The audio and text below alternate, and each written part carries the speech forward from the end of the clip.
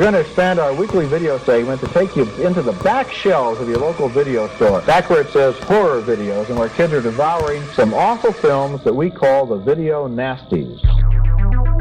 Are you freebasing? Inquiring minds want to know.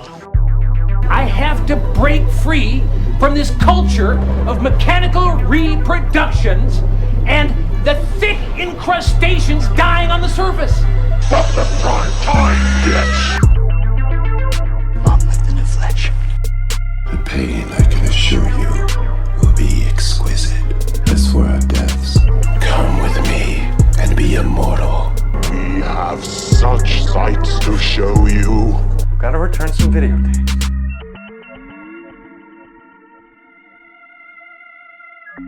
Hello, horror hounds, and welcome to the It Slays podcast. I'm your spooky host, Rowan. This is Xylia. And this is the ripped pair of underwear you're using as a cleaning rag, Mike. And we are here for the first episode of Octoberfest. 'Tis the season to get spooky. Spooky business. Spooky business. More like spoogy. Oh. We love Halloween. Hello. We do love Halloween. I do spooge all over Halloween. Hopefully you guys, it's already October 4th when you're listening to this, so hopefully you got all your decorations out. You've been feeding yourselves full of pumpkin spice latte and coffee and donuts. Oh, girl, we've been doing that since the end of September. Or August. But we've been doing that since the end of August.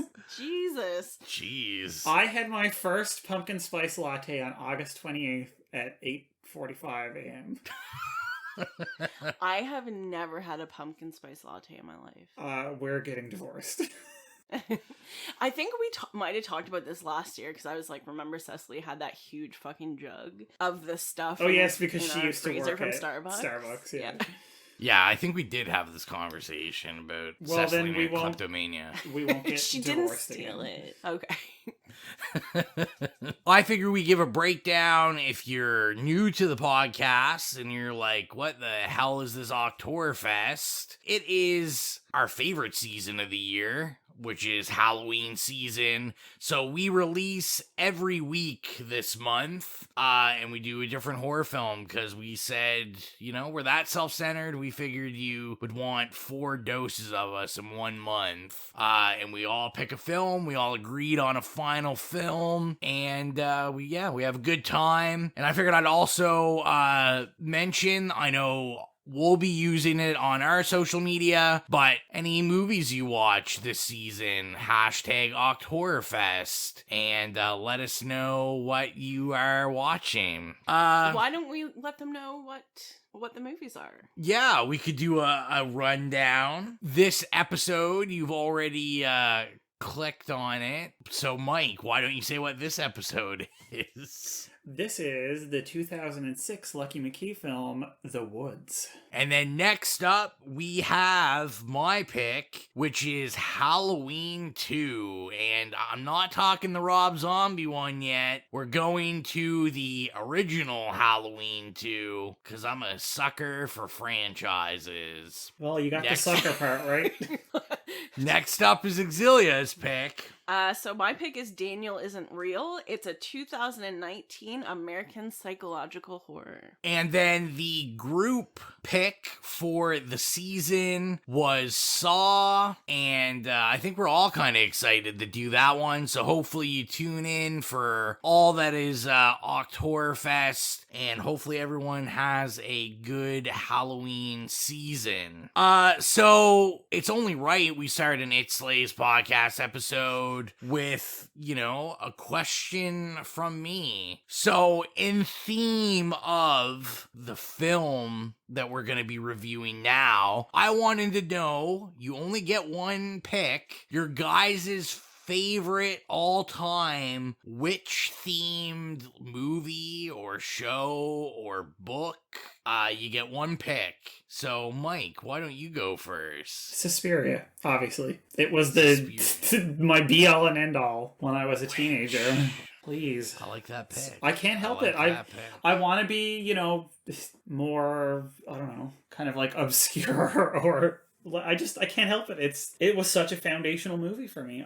It's always going to be my favorite witch-themed movie or TV show or anything. I mean, if you didn't say it, I would have said it. So someone has to say it. Xylia, let's go to you. Damn it, Mike stole my pick. Mine's Suspiria as well. With an honorable mention with Sabrina the Teenage Witch from the 90s. Oh, damn. And Chilling Adventures of Sabrina is pretty good too, though. It's great. It's great. I'm more like Sabrina the Teenage Witch is more like a nostalgic thing because I watched it when I was a kid. But yeah, Suspiria definitely. The first, like the original.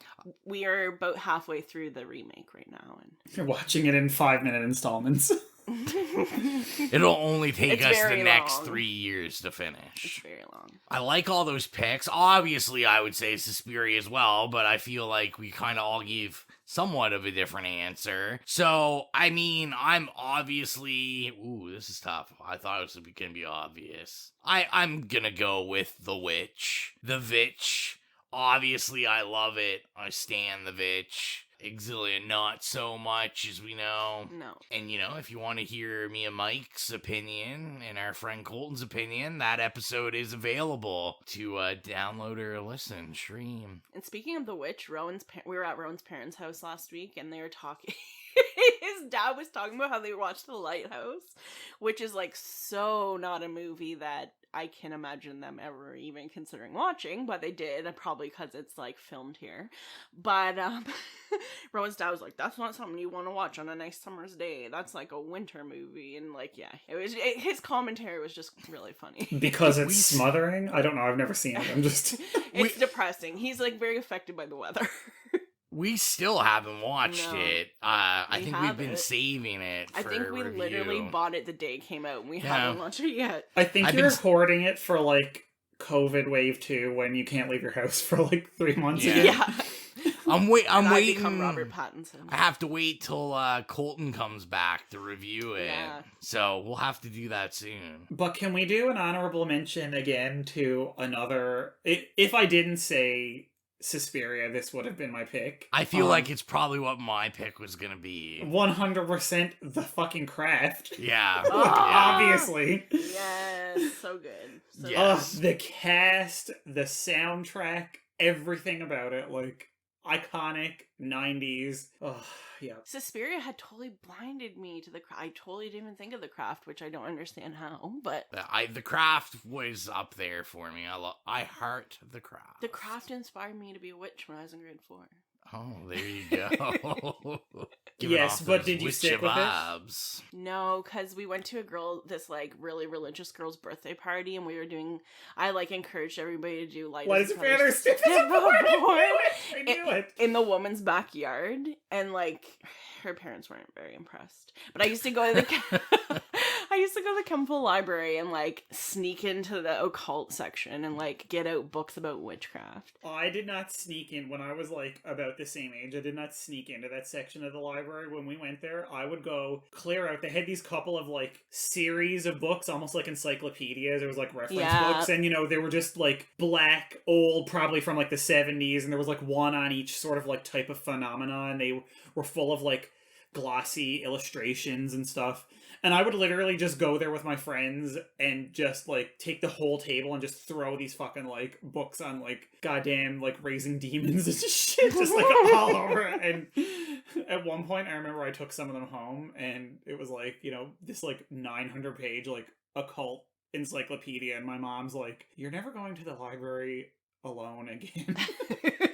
Yeah, I was like 7 and I like legitimately thought that I could become a witch and I didn't want other people to know. So, especially like my parents. So yeah, I like hid them under my bed and stuff. It was a whole thing. How did that work out for you? Whole secret society thing. I don't think I'm a witch. And speaking of witches, shout out to Cecily. She's witchy.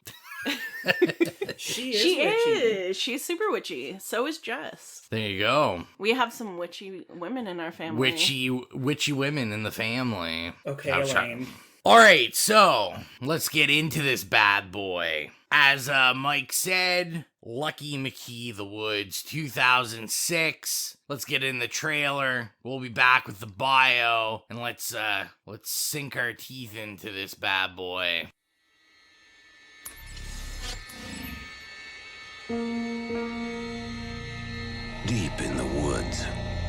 In the heart of New England, a girl who never fit in. Heather? I'm Miss Traverse. Headmistress, welcome to our college. Has finally found a home. Have you all met Heather? Friends? Oops. How did you come to attend this school? My mom wanted me out of the house. A loving mother never abandons her child. Why is she afraid of you? I know what you're here for. You're special too.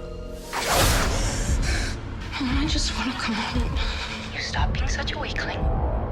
No doubt you have all heard that one of our family went missing sometime last night. What the hell was that?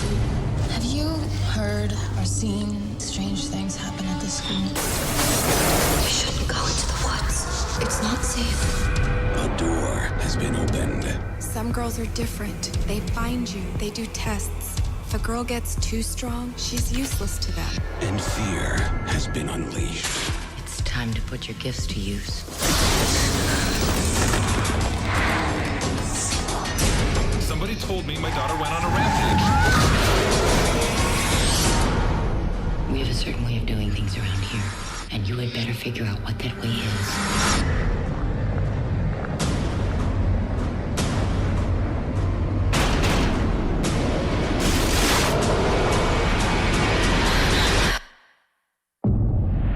The woods.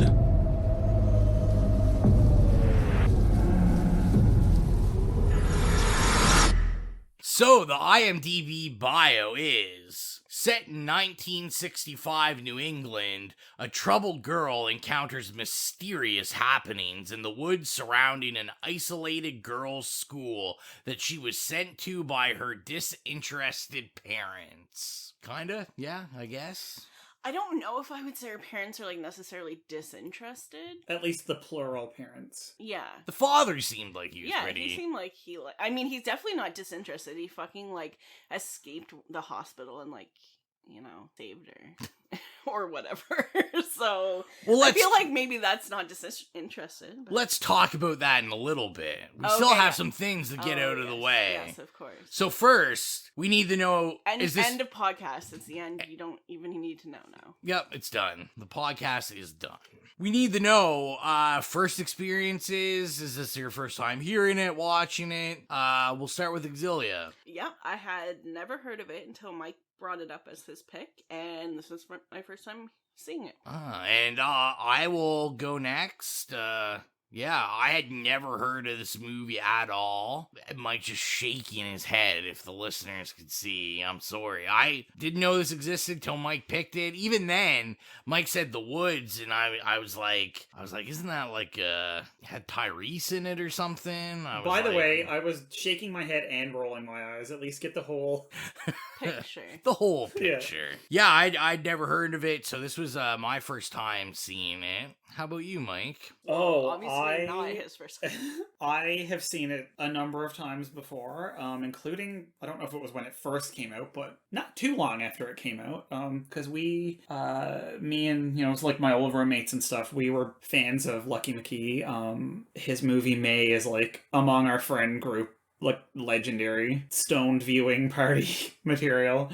So when we were finally able to get our hands on a copy of this, we watched it a few times, and you know, we had a good time. I've always had a soft spot for it, I'm not gonna lie. Well, before we get into too much detail of the film, I think we're gonna bring back a long-awaited segment that you guys haven't heard since, like, what, episode, I don't even know, like 4 or 5? No, oh my god, it was... way after that. How dare Exaggerations. Mike's keywords. So Mike, are you gonna hit us with those keywords? Oh yes, yep. As usual, the users of the vaunted Internet Movie Database have provided us with a wealth of keywords for people interested, you know. Again, I truly just want to know what sort of data mining people are doing with some of these. Like, So we've got tied up while barefoot. Okay. Reference to pubic hair. Not even like visible pubic hair or what. It's reference. Someone talks about pubic hair. I could even see if it was like pubic hair shown on screen. Maybe someone's like writing a horny essay on this pube styles through the year in film. Maybe like the 70s pubes as opposed to the 90s, etc. But it's just, they just say pubic hair. They just ask a question about pubic hair. Anyway. Female with masculine hair. That could be one of several people. Yes, whatever masculine hair is. Which one had masculine hair? I don't know. I don't know if they're talking about Heather, but she had that flip, so that's not masculine. I should know because for the last 4 months I've had the Heather flip because my hair got so long. Oh yeah, you got your hair cut. Yes, listeners, about a week ago, I got fed up and cut my own hair one night while listening to Celine Dion at an ungodly volume. And yes, so I went from having the old That Girl 60s flip to not much hair left at all. So were there a lot of tears shed at the same time? No, but there was a lot of hair in my washer when I washed the towel out.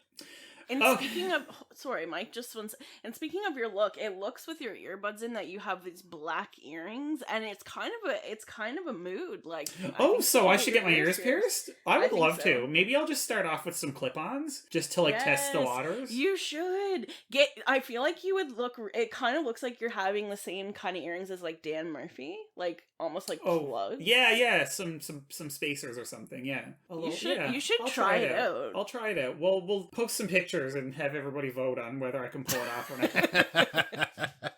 Chances are it's going to be a negative. No, I'm being serious. Well, I thank you for your sartorial advice. I will take it into consideration. So anyway, moving back to the topic at hand. Of course, we have balancing a pencil on end, which in Witch movies has been, bringing up the craft. Like, it has been one of these weird little tropes that keeps popping up. Another one is, I don't understand it. Twisted ankle. It's like, okay, we're really, really sort of getting into like the breaking down of every scene and everything that happens in it and then cataloging it. In a way, I really admire this dedication and like thoroughness and rigor that whoever the fuck is doing this shit has. Like, this is a real Twitch is one of them, because the teacher played by Marsha Bennett has that like the little spasm. I mean, a school scream, like, this is literally, they're just breaking down literally everything. It's like almost like a critique, film criticism. It's like semiotics of literally what appears in every single frame of this godforsaken movie. Lighting a match, right? Okay, that's really specific again. Breaking a window. Teacher-student relationship. Okay. Then sister-sister relationship, which I didn't understand because I didn't think there was any sisters in it as such. Maybe I just glossed over the witch thing, but whatever. Obscene finger gesture. They don't even say like middle finger or flipping the bird. It's just obscene finger gesture. Those obscene finger gestures. Absolutely. They're just kicked in the face. Oh yeah. Right? Breakfast. Blonde. blonde. Like, this is what we're... Woods. Tree. Girl, really? Like, this is... Like I said, the rigor of breaking down. It's literally every object that appears in the... That's what I have. I'm just name-calling. Like, this is what I have. It's so thorough that it's frightening.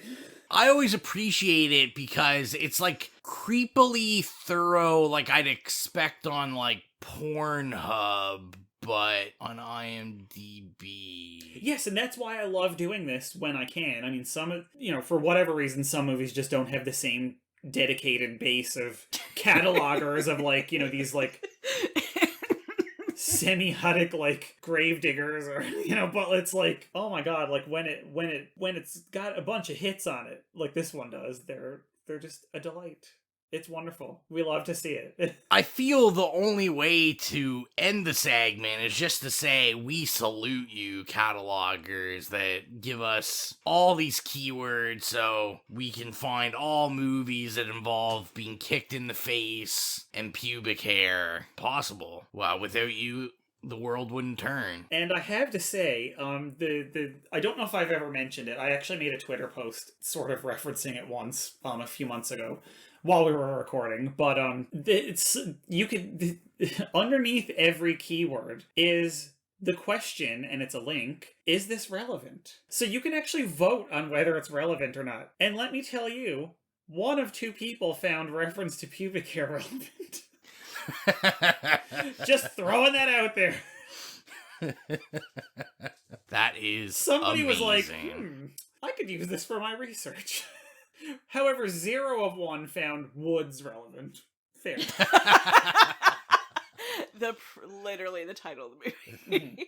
That is amazing. Yeah. Next, we always have to give credit to those that make it Xylia's favorite segment. I gotta talk about who's in it, people. Talk about who made it.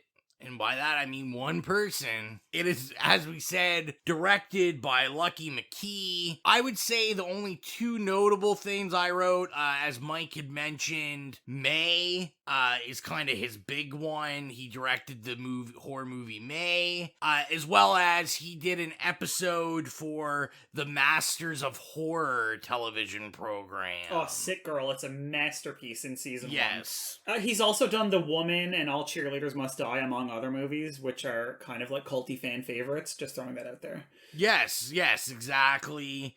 So let's get right into who stars in our film for the evening. So we're gonna start with the role of Heather. I feel like, Mike, you know all these people, don't you?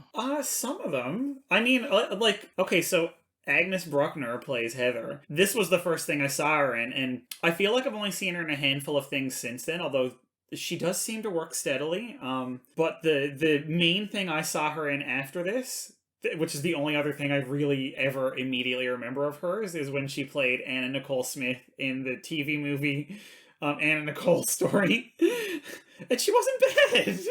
I have that written down as one of the things, and I was like, I wonder if Mike will know. Oh, yeah, it's the only other thing. I think she kind of became a very low-key minor gay icon for doing that, honestly. Oh, the simpler days with Anna Nicole Smith. I do miss them. I also have, she was in the first thing I probably would have seen her in. I wouldn't really have known it. She was in the Amityville Horror that Ryan Reynolds was in. Oh, yes, yeah. Who did she play? I think she played his wife, maybe? No, Melissa George played his wife. Oh, maybe it was the daughter. Oh my god, what does this say about Hollywood, that you can't tell whether somebody is playing Ryan Reynolds, who at the time was probably in his early 40s, wife or daughter? Yeah, or what does it say about my research ethic? Well, it can be both. It can comment on multiple things at once. The other things I recognized that she was in was The Pact, which was another supernatural horror movie. She was in Vacancy 2. Oh. And then my low-key favorite, which is really high-key, which hopefully I will bring to the podcast for review, is one film called Blood and Chocolate. Oh, yeah. Oh, my God. Yeah, so she starred in that. I do love me some Blood and Chocolate. That's that's Rowan's, Twilight or, 50 Shades of Grey. That's, the dirty pleasure, is Blood and Chocolate. Playing her father, Joe Fasulo. Does it really need to be much else said? Bruce Campbell, legend, legendary icon, legendary chin, everything. Evil Dead. That's all you really need to say. Evil Dead. Next up, one person I knew the minute I saw him, I'm like, I know Mike lives for this, is playing Miss Traverse, Patricia Clarkson. legend, Patricia Clarkson, worship.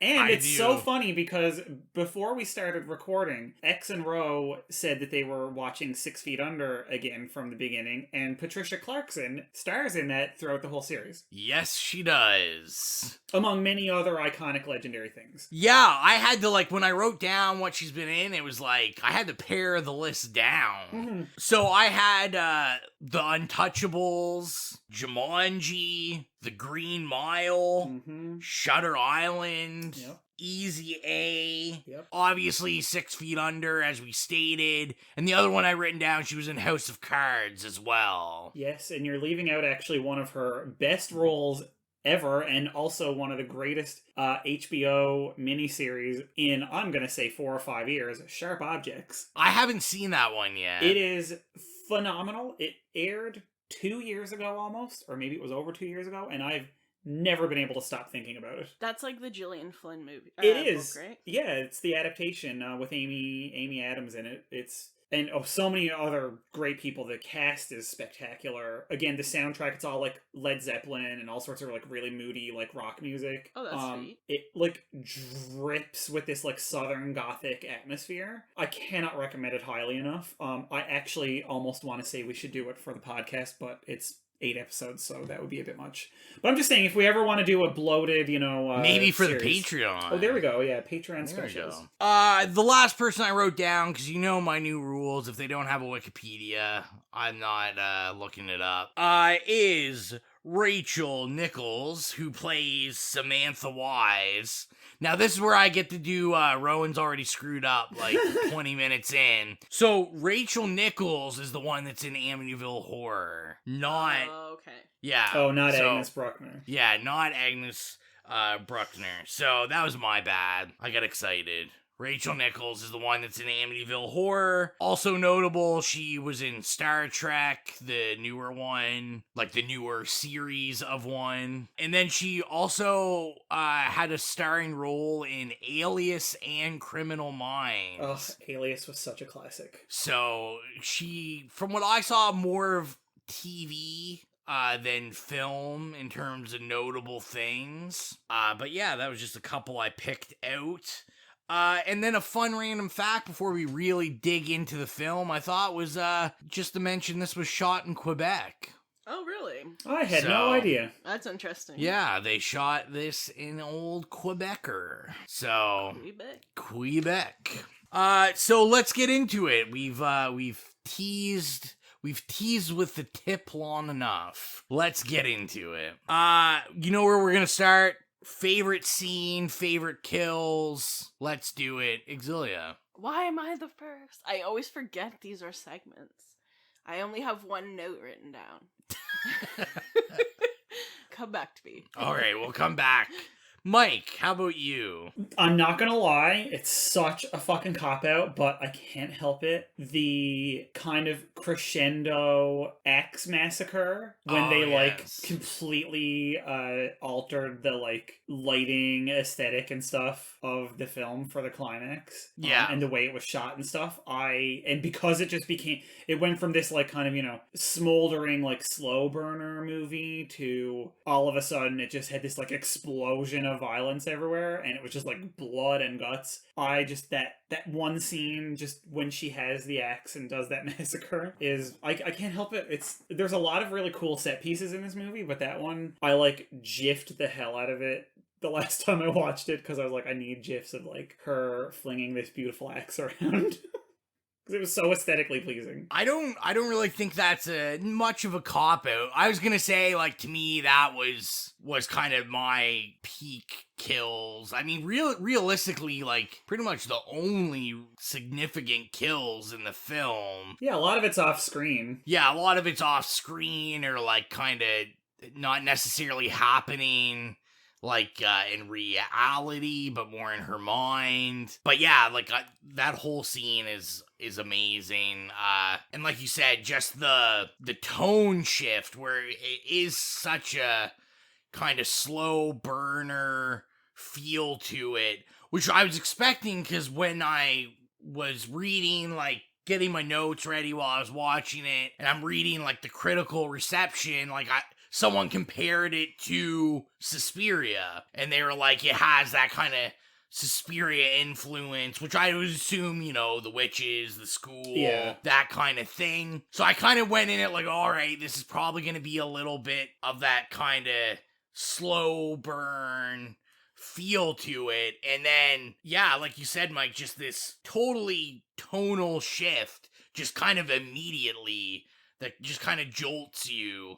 And it's like it's not even the same movie. It's like the camera work's different. Everything about it is super different. And then all of a sudden you're just watching this like pretty violent movie for like 2-3 minutes. Yeah, it's just, and it's such a quick, like, a lot of the final acts in horror films kind of drag out the last climactic, you know, battles and stuff, and it kind of lags sometimes, but this one, they just did it so quickly. It was like, here's your 2 minutes, and then the credits are gonna snap to, and that's it, and it's done. And I really respected that commitment to, like, slow burn, and then the build up, and then that, like, brief shattering, and then boom. Okay, see you next time. Yeah, no, exactly. Xylia, are you prepared? Yes. So my favorite scene would be the one where, when Heather first kind of gets there and doesn't really know anybody, but meets, what's her name, Marcy? Marcy, yeah. And then, like, Marcy brings out her Walkman, essentially, and they listen to music, and they're like kind of like have their heads together, and you can see it from behind. I think that's like a really cute moment, like a really like that's like such a like nice friendship type moment. And then that song. I was actually gonna say my favorite element of the movie, if I was not gonna pick a specific scene, was gonna be the use of Leslie Gore songs, which was also that scene. So thank you for being my twin as usual. No worries. And then my favorite, I guess I would say kill, it is a kill, is the mom, and she gets killed by the woods in the car. Yes, very. And it's like very just like it drags her out, and then like she's on the hood and she dies. And I was gonna say about that, I feel very purposeful Easter egg casting of Bruce Campbell, like the way like Evil Dead. The woods are used in this film. Like they were obviously highly influenced. I didn't even think about that. By Sam Raimi. Yeah. And also, Can we talk about how the mom was like a dead ringer for most of the movie for Lana Del Rey?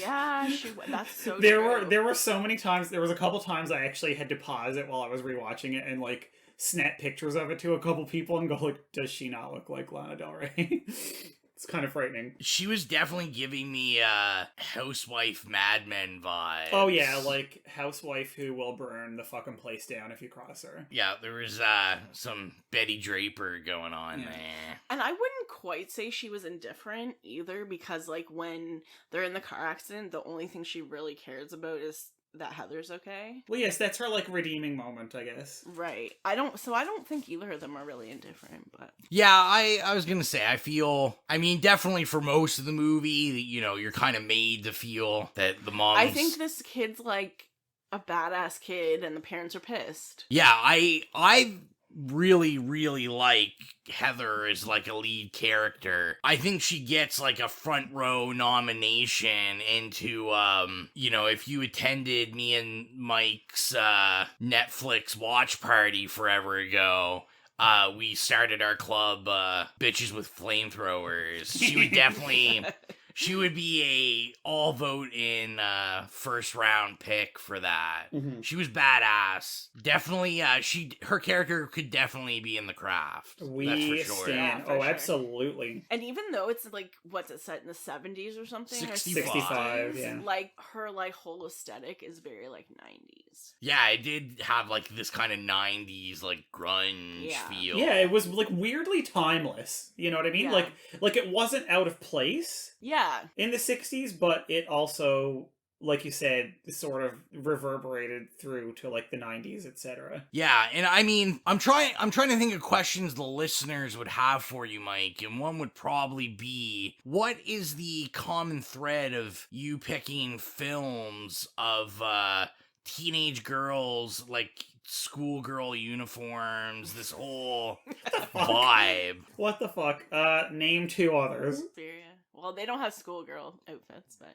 Definitely all girls school. Suspiria and oh, the one where they run. The Peter Jackson Heavenly one. Creatures. Heavenly Creatures. Listen, you know that I love a movie with, like, mostly female casts, and that's usually ones where it's, like, in a boarding school or somewhere, like, cloistered away from, like, all the fucking men.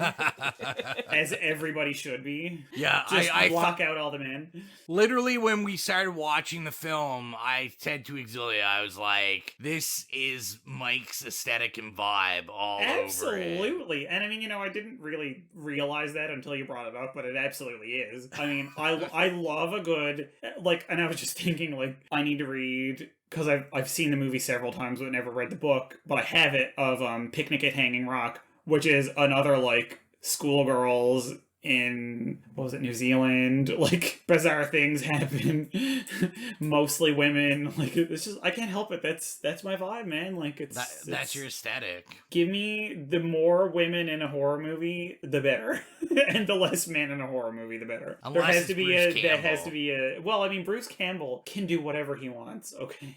We all know this. We all agree on this. He can appear in whatever movie he wants, whatever show. He can do whatever role he wants. Please, you get a lifetime pass, and it will always be a treasure to see you. A treat. This is very, very true. And I mean, we briefly touched on it. Like, I had written down, obviously, like I said before, like, the music. I really, really liked the music. I thought, like you said, what is it, Leslie Gore? Is that her last name? Leslie Gore, yeah. Leslie Gore. I like her music when it's used in film anyway. I'm a huge fan of her music. Yeah, and it was just really effective. I thought just really well done. I will say, in terms of the slow burnness of it, I don't know how much I cared for the necessary, and I mean, if you've heard my reviews, I usually like a good slow burn. I don't know if it was kinda, because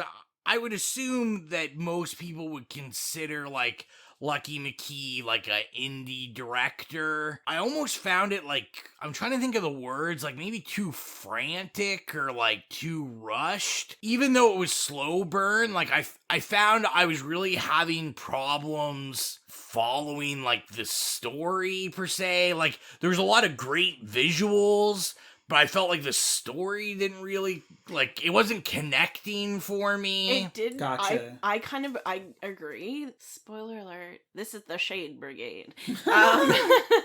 Xylia's alter ego. No, it's me and Mike. That's both of us. How dare you? True. The Shade Yeah, but Brigade. that's Mike's normal ego. There's no alter about this ego, bitch. I'm shady. You are perhaps the shadiest of all. I didn't overly like this movie, and I think part of it is similar. Because I didn't overly like it, I was very much okay with, like, the length, but this, yeah, like, I do feel it was kind of rushed, despite that it's, like, a slow burn movie, but the story was, I don't know, I'm not, like... It's sort of like the narrative came in bursts. Yeah, it was, like, really, like, okay, this happens, okay, now this happens, whatever, and, yeah, I don't... And I felt it was very predictable. The whole plot, essentially, I felt really predictable. I totally agree. And over the years, I mean, listen, sometimes I just love a movie that's predictable or bad or, what have you. But not Killer Clowns. I just, for whatever, listen, the less we say about Killer Clowns right now, the better. Anyway, I've always found that that's what I kind of liked about this, was that it was never really trying to trick you or pull the wool over your eyes, you know what I mean? It was just, they were all clearly, like, shady-ass witches. Yeah. It never tried to, like, red herring you into thinking that something else was going on or that somebody else was the witch, which I kind of appreciated. So, I mean, yes, in a way it was predictable, but I also feel like that was built into it for whatever reason. Yeah. Does that make sense? Yeah. I will say I really loved, what was the character's name? Like, kind of the mean girl character. Samantha. Was that Samantha? Yeah. Yeah. I loved the Samantha character. I said to Xylia when we were watching it, I was like, I feel like this is Mike's favorite character. Oh my god. Like, how do you just, like, look at my notes? I know. You just, like, travel to my province and look at my notes, like, break into my apartment? I literally remember how I said I had one note. Yeah. It's fuck Samantha. I mean Samantha. I mean the Samantha, Freudian slip. Samantha. We love Samantha. I meant Samantha. Sorry. We'll keep that in the podcast. Fuck Samantha. It's so funny. Because first of all, I love a fucking bitchy ass character. Always. This is true. They were always my absolute favorites growing up, which might explain the sass factor for people that know me. One of my other favorite tropes in especially horror films, books, and TV shows is the like trope of the like frenemy who kind of becomes the hero and then usually ends up dying tragically right after you come to like actually care about them. Yeah. But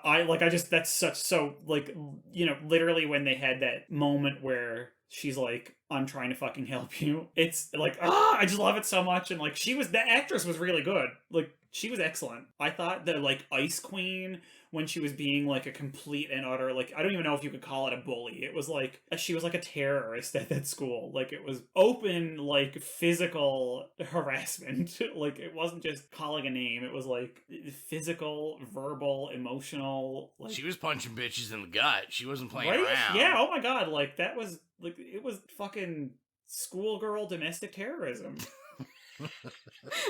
Okay, nothing. That should be a keyword on IMDb. Nothing about her prior behavior says like, I'm trying to help this person. And then that's kind of something I hate. Okay, I think I really hated that part because she was such an asshole the whole time. Nothing about it was like seemingly helpful. And then all of a sudden she's like, I'm trying to help you, blah, blah, blah, blah.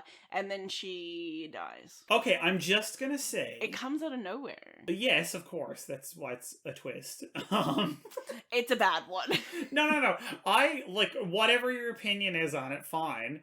But I always interpreted it as she was trying to terrorize her out of the school. To make her leave. To get her to just... Which she did try to do. Yeah, not necessarily because of that, but, That's how I saw it. I will say I do love when... Because, like, what are you going to do? Say, like, they're witches and, this is going to end badly for you? But a lot of the people there don't seem like they really have a place to go back to. So that might have complicated the plan. Like they said, the Anne girl, her parents died, for instance. Yes, but is that shady and suspicious in that they were made to have an accident so that she wouldn't have anywhere to go? No. I see what you're saying. I'm just like, I don't know about this. To me, it just felt like it came out of nowhere. You know what I like better in this movie? I like when the Shade Brigade turns on each other. Oh, we do that all the time. We can make each other like just cool down real quick. Yeah, but no, I love... I'm just saying it's pretty presumptuous to think she even has a place to go. I mean, whether she was trying to help her or not, I'm still all here for Samantha. She's such a basic bitch. I loved it. She's definitely like the Regina George of witches. So her hair was spectacular, though. It was so flat. It was flat and shiny. There was just something like magnetic about it. Bitch, she took dryer sheets to that on the fucking daily, okay? You guys are bad. Another thing I had down too was I thought the lighting was off a bit in scenes. I'm gonna assume, like most kind of films in the indie range, that's more of, you can cover up your budget kind of by it being in the dark. Stuff like with the trees, like I thought the tree stuff was cool because obviously, like I said before, like when I saw it, I automatically was like, oh my god, like you can tell this guy loves Evil Dead and this is like totally, man, we're running with the woods are alive theme. But like I just thought like it didn't look amazing and like I know it's 2006, but It still could have looked better, I thought. And then there's just some stuff that I thought was like too dark, where I couldn't really tell what was going on. I didn't think it was like overly effective. Kind of like the scene, like with the cop when he crashes, and then there's like the branch, and then they do a thing where you like almost see like a pulse or a head or something like kind of coming out of the tree branch, and then it goes back in. But like it was so dark, and I just thought it didn't look very well, that I just didn't think it was that effective, where I was like, I can't really tell what's going on here. That's kind of another annoying thing. It was like, oh, he finds out that they're missing, and then he dies. And that's it. I feel like there's a lot of things that aren't really well developed, maybe. I feel, yeah, I think to me, I think that's the best way I could describe it. Is like, I felt like there was like a lot of potential, and it might have just needed a little more development or something. Oh, listen, I'm not saying that it's not full of loose ends and holes and stuff that doesn't work, but I feel like this is just a really great smoke a bowl and have a few drinks. Ride. And I will say, like, because Xylia quickly brought it up, is I did appreciate, like, even as a slow burn, like, it's only like 91 minutes long. Like, I appreciate that it isn't a long movie. Like, this is kind of how I feel an effective kind of, I don't know what you want to call it, like a VHS, rental horror should be. Like, it's an hour and a half. You're not committing 2.5, 3 hours of your time. No, it doesn't overstay its welcome. No, I would be pissed if it was 3 hours. By the way, the guy who did the cinematography did, like, that Piranha remake and, like, The Conjuring and Scorpion King and all this other stuff, so it's, like, kind of weird, but... Anyway. I haven't seen any of those movies. Just you haven't seen The Conjuring? What the fuck? No, I haven't. Insidious? In fact, me and Xylia watched Insidious just the other day for the first time. Funny. And maybe someday we'll review it and you guys will know my opinion. But my opinion ain't free. It actually is. It is. It is if you just listen to it. Free and open to the internet. Yeah, that's right. Yeah, what else do you guys got written down? Talk to me, people. I kind of do like the look of it. Like, it's kind of like more gritty, and it is dark, but I think that's like good. Because I'm trying to think of what their clothes and stuff were, because I think except for the mom, most of them are wearing like maybe grays and whites and blacks. Absolutely. Well, I mean, and when you think about it, the one of the things that I had noted, because of course I love it, was, and I find this in a lot of witch movies to be more of a concern or more prominent visually, is the like architecture and like layout of the like building or area where they are. And like, obviously the school, while not explicitly the building and surrounding grounds, it's more like the woods, of course, as the title alludes to, but the building itself I thought was a real character without being overly obtrusive. Yes. Because, like, it has that weird, really cool, like, exposed rock. Because, it's supposed to be this, like, weirdly upper crust thing, but at the same time, it's, like, stripped down to its kind of, like, bare essence. There are, like, vines and stuff on the wall. Yeah, it's so overgrown, which, of course, is supposed to, it's the point. Everything is kind of getting consumed by the woods, but, like, until the end, it's more of a, like, light aesthetic touch. Yeah. I was gonna say, too, I did want to briefly talk about, like, so the actual, the witches, the actual, like, teachers and stuff. Isn't it interesting that's always, like, 3 witches? I don't know, it just there's more in this. There's 3 main ones that I can think of. Yeah, but isn't that, like, traditional, kind of goes back to, like, Shakespeare? Yeah, that's what I'm saying. Like, it's interesting because it's always 3 witches. What's it about? Isn't number 3, like, a power number? Maybe. All I was really gonna say about it was, obviously, the best witch is that fucking weird one that just kept twitching. She did not have a smile on her face once in this whole movie. I was super impressed. She plays a really good, like, old bitch. She was in that Lucky McKee short, the episode that he directed for the first season of Masters of Horror. Oh, yeah, and she was really good in that, too. Oh, my God, that is such... Masters of Horror was so underrated, and even though season 2 was not as good as season 1, like, I don't know how this doesn't get more traction in the, like, kind of horror-loving internet community at large. I never hear people talk about it or, like, acknowledge how good it was. Yeah, you don't really hear much about it. But yeah, I really liked her. I thought she was, like, super unsettling. And I thought it was good because, like, they did a good job with it. Because when it first, like, as the movie was kind of getting going, and of course, like, I was kind of freaking out first because I'm like, you know, what the fuck's wrong with this, like, file? Or, like, what's going on? Like, why is she doing this? I don't get it. Is it something wrong with my computer? Or, like, just all of a sudden it's jerky? Or... Yeah, so, yeah, that's something I noticed. But it happened with other people, so it might have just been...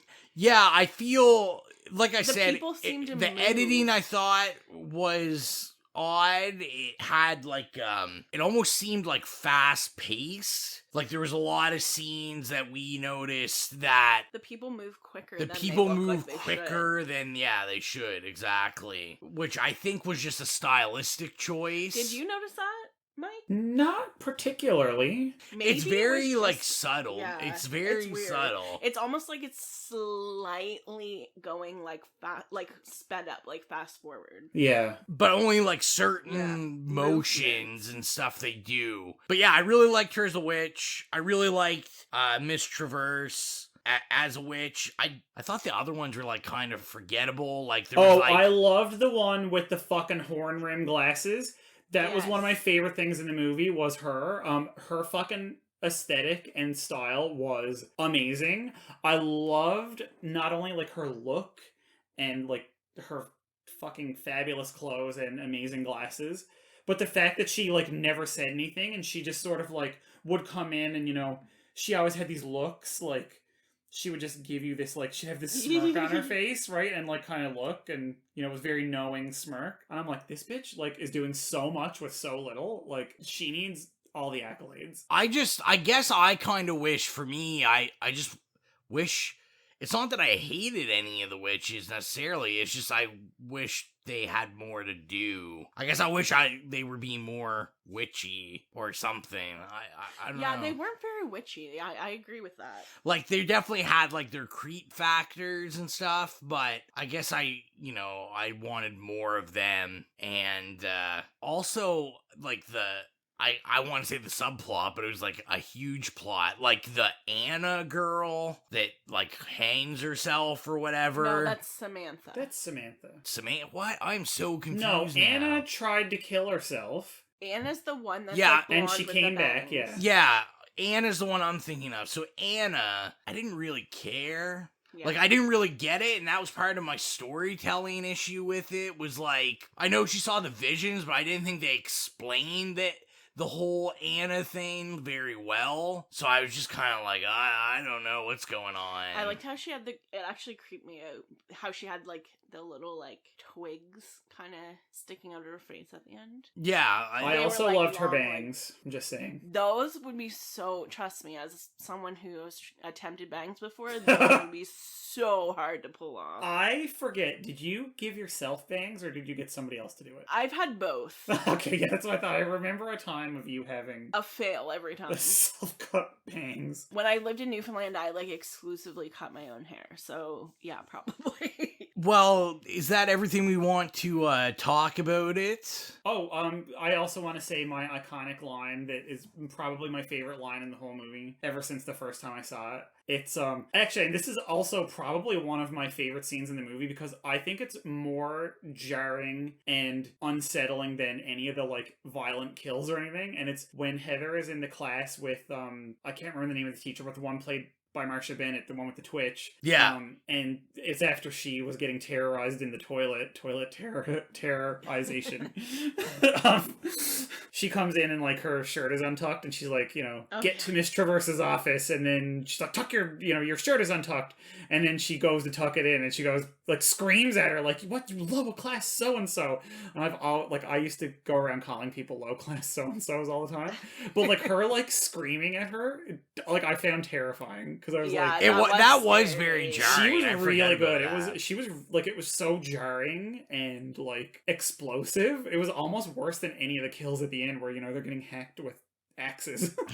before I guess I attempted to wrap it up earlier, but I did want to say too, like, I thought that was the other thing. Like, I felt like he had written this weird, like, sexual undertone to it. Like, there was, like, the stuff, like, the pubic hair stuff, and there was, like, a lot, which I find is, like, a common thing, like, in witch stuff what and else horror. Is the other stuff? Like, it was just I didn't get that vibe literally at all. No, I'm not and here's saying the you're funny wrong, thing, though, but... because usually in these cloistered women and girls movies and witch movies, you will get that, like, sapphic lesbian vibe, at least subtly, if not, like, you know, almost to the point of, like, being text. I'm always, like, weirded out that I don't get much of that vibe. Like, it looks like they almost were gonna go for it, but then decided not to. Yeah, I think that's a better way to... She listens to Leslie Gore all the time, and Leslie Gore was, like, a secret lesbian, you know, one of those, like, 60s, like, pop icons who ends up, like, actually being a lesbian, and it's like, ooh, taboo. Like, I always love that, and that's maybe why I love Leslie Gore so much.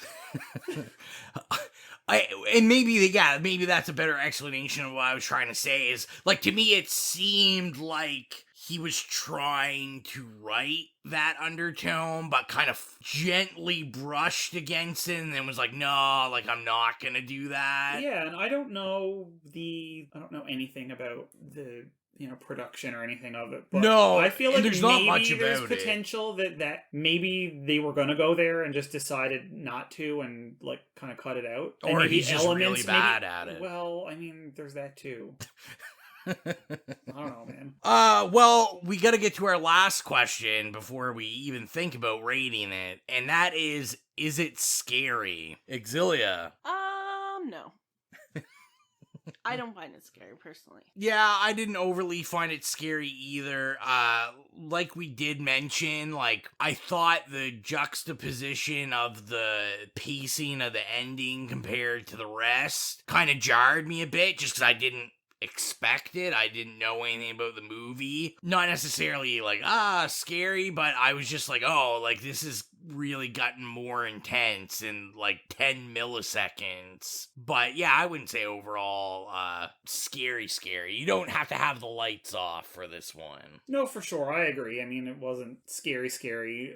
Like I said, the scariest thing I think I found out about it was the, like, teachers blowing up at them every now and then, just because, you know, it's like, they're like your prison guards when you're at a boarding school and, you know, you're however far away from everybody else, all your friends and family. So I think that can be a bit much. Even the end, I didn't really, you know, the bursts of violence were almost comedic, of course, and I think that was a line that they were towing, and, you know, you sort of do that with when you have Bruce Campbell in a movie. Yeah. He had I can't remember what he said, but he had, like, one, like, funny kind of line, and I can't remember what it was. It was when funny, they were trust us. When they were driving, I think. No, but I noticed that. But that's something else that they could have pushed a bit further. That's, like, underdeveloped. Yeah. It's definitely okay. It is a bit undercooked, of course. There are lots of elements that are undercooked in it. Are we ready to go in the rating? Sure. So, for any new listeners, to let you know, our rating system is nay, okay, yay, or slay. Yeah, so let's get into it. We'll start with Mike. Mike, this was your pick. What do you give it? Okay, so if I was being, like, film critique, you know, from a, like, more objective standpoint, like I said, I realized that there's, you know, holes in it and sort of, like, threads that don't go anywhere and some elements of it are not really fleshed out. I would give it an okay, but from a more personal kind of subjective standpoint, and because I have a history with it, I'd give it a yay. Again, I'm one of these weirdos who's like the actresses or the director or whatever and like flip out. So, you know, like Lucky McKee movie with like Patricia Clarkson in it and shit, and that uses Leslie Gore and has an axe, which, by the way, somebody on Lucky McKee's Twitter post about this movie pointed out the head of the axe is done up exactly like her fucking hair. Oh, really? So I go on Lucky McKee's Twitter, find when he started posting a couple weeks about this movie being on Hulu or whatever, and then in the comments somebody goes, did they do that on purpose? And it's actually fantastic. And so touches like that, I find that a yay. Personally, like I said, smoke a bowl, dig in with your friends if you can do that at this point, or whoever you're bubbling with, or whatnot, whatever close relationships you're allowed to have with people in mid to late 2020, and just enjoy it for being like a bit of a candy horror movie that maybe you'll want to watch again and dig into and talk about afterwards, and maybe you'll just go, it wasn't for me. So I'll go next. Yeah, I give it like a strong okay. It was definitely, like I said, I was going in not knowing anything about it, so I wasn't necessarily expecting much, which, I mean, if you listen to any other episodes, I usually expect a lot, and then I expect too much. So I didn't do that with this, and like I said, like, I thought it definitely had a lot of issues with storytelling, and perhaps the way they told the story, but I didn't necessarily hate the overall thematics of it, and I didn't hate all the presentation of it, and I thought all the actors did a great job.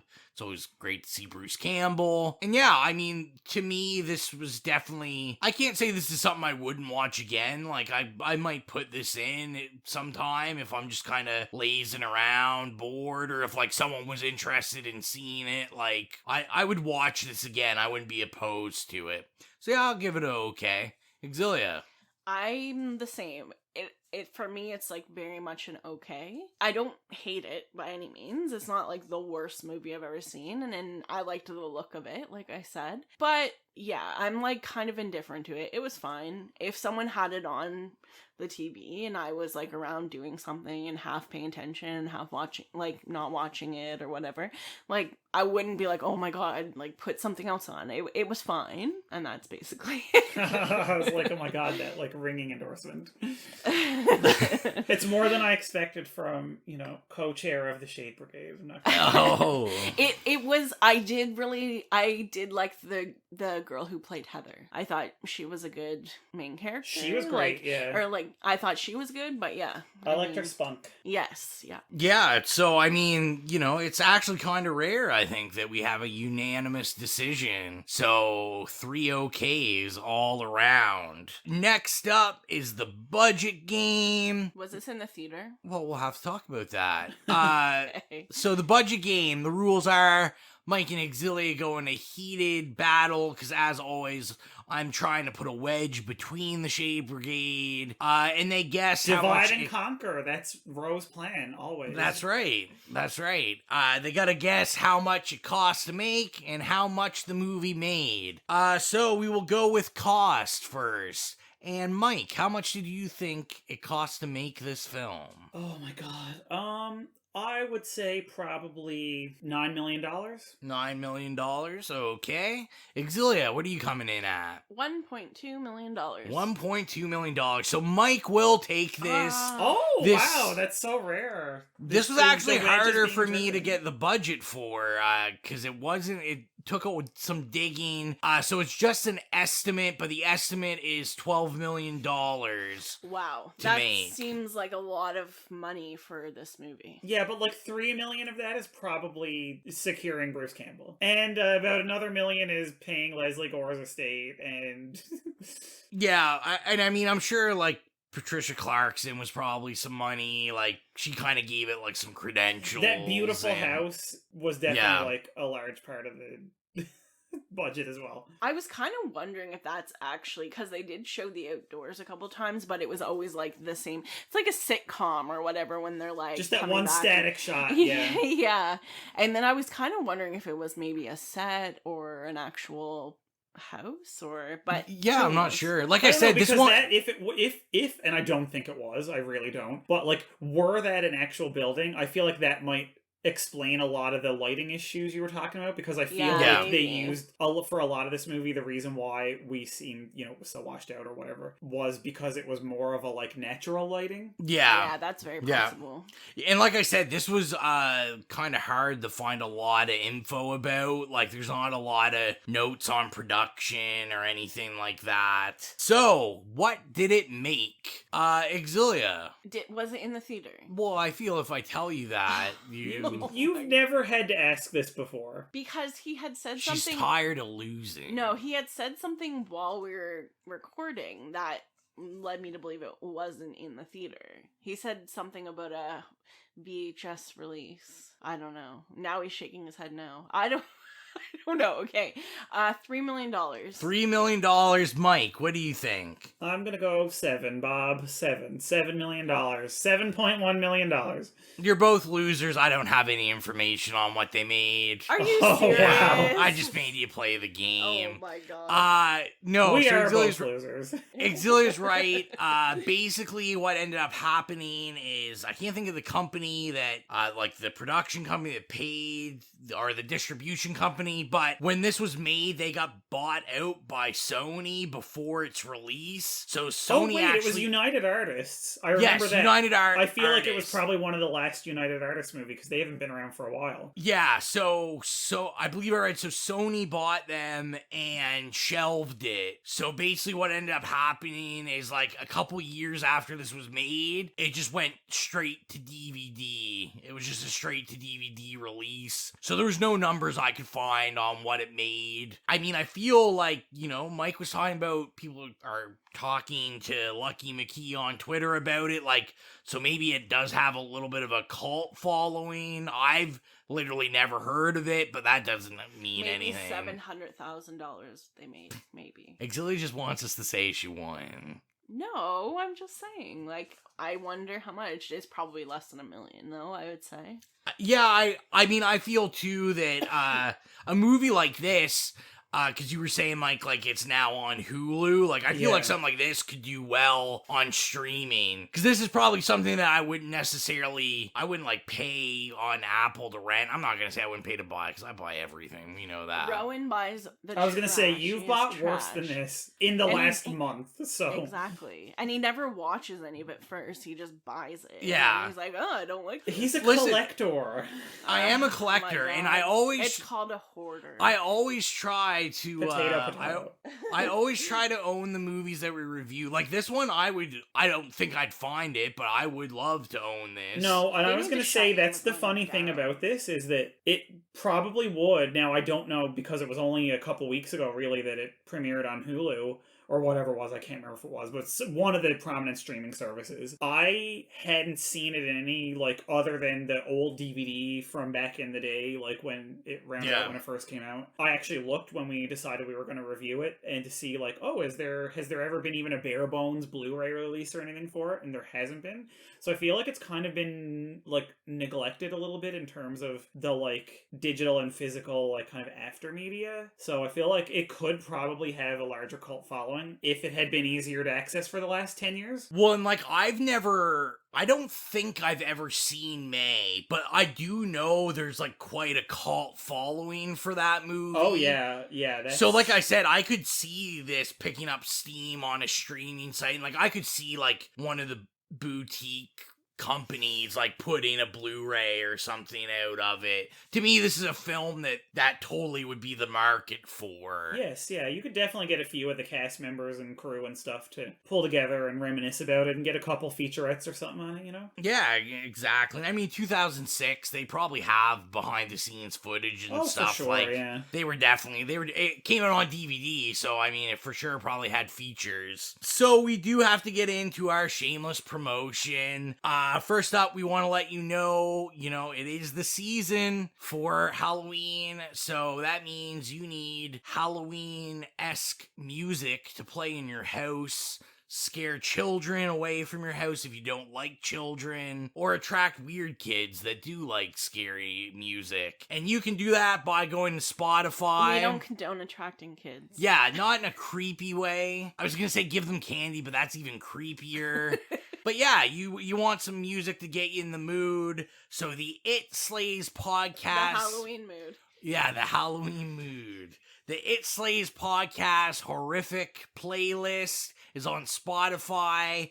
We always put music from movies we review up there, and some that we haven't reviewed yet. I feel like we're gonna have to put Leslie Gore on here Oh, of now. course. Get in the hashtag Octoberfest mood. The Octoberfest mood. Trademark 2020. That's right. Trademark. It's Slay's podcast. As always, you can follow us all the social media stuff. It's Slay's podcast. So Twitter, Tumblr, Instagram, Facebook. The Instagram, we've been loving the engagement. Xylia has been trying to make sure she's on there every day, posting stuff and asking questions. But yeah, hit us up on social media if you want to say hey. Also, if you do like what you hear, please give us a star and text review on iTunes. It helps us get seen better, and we want to read your reviews on the podcast, on an episode. So it doesn't have to be good. I'll read a bad one, too. I mean, we won't judge you and make fun of you, but... That's nice. But please, just do it. Patreon, if you do love what you hear and you want to support us and become a horror hound, you can go to patreon.com/itslayspodcast. There's lots of cool things you can get, like thank you cards, t-shirts, shout-outs. Yeah, there's all kinds of good stuff. And become a horror hound. We have 3 great patrons right now. Colton and Jennifer and Cecily. They've been supporting since day one. So join them so they're not lonely. I know they want some more friends. Everyone wants more friends. And last but not least, why not also get in the season by visiting our Redbubble? We have shirts for sale now, and they're pretty good. We all have one. Mike's about to get his soon here. We have everything from shirts to shower curtains to blankets to reusable tote bags to jock straps. Oh wait, no, that's a different site. Sorry. All different kinds of things. So you can find us on Redbubble by searching It Slays Podcast. We noticed we had some bot accounts kind of stealing our logo and putting it on stuff. So we've been trying to get rid of all of them, and that's everything for shameless promotion. But we do want to announce the next movie, although we did do that at the beginning. But just a friendly reminder. So the next movie is my pick. It'll be coming out next week, and that is Halloween 2, the original Halloween 2. I am very, very excited to get into this. I plan on saying some very controversial things, so make sure to tune in. Also, and I know I'm like a windbag right now, I have one last thing. We do want to give a shout out to our friends at Every Horror Movie on Netflix. I personally, Rowan, did hear your shout out, as did Xylia, that you were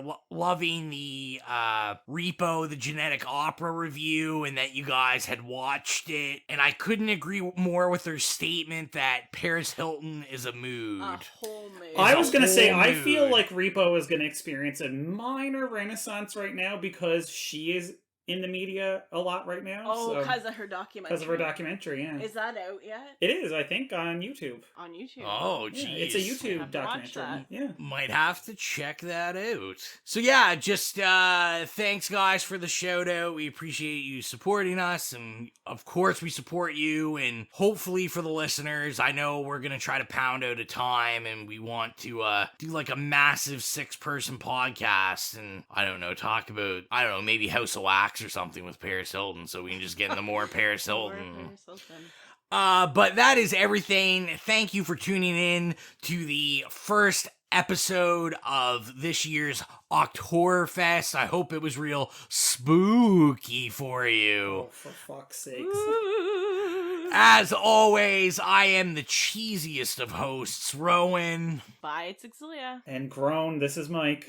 See you later. We're going to expand our weekly video segment to take you into the back shelves of your local video store, back where it says horror videos, and where kids are devouring some awful films that we call the video nasties. Are you freebasing? Inquiring minds want to know. I have to break free from this culture of mechanical reproductions and the thick incrustations dying on the surface. Fuck the prime time, bitch! Month in a flesh. The pain, I can assure you, will be exquisite. As for our deaths, come with me and be a